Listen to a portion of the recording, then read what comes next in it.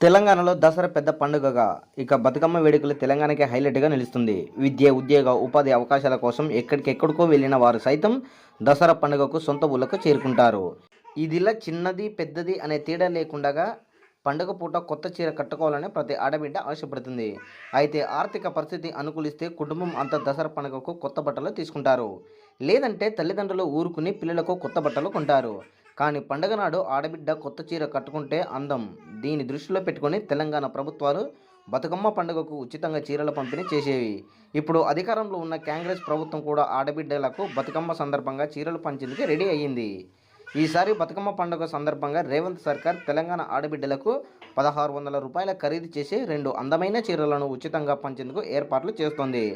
ఇందిరమ్మ మహిళా శక్తి పథకం కింద తెలంగాణలోని మహిళలకు వీటిని పంచనుంది. బతుకమ్మ పండుగ సందర్భంగా ఒక్కో మహిళకు 2 చీరలు పంపిణీ చేయనుంది.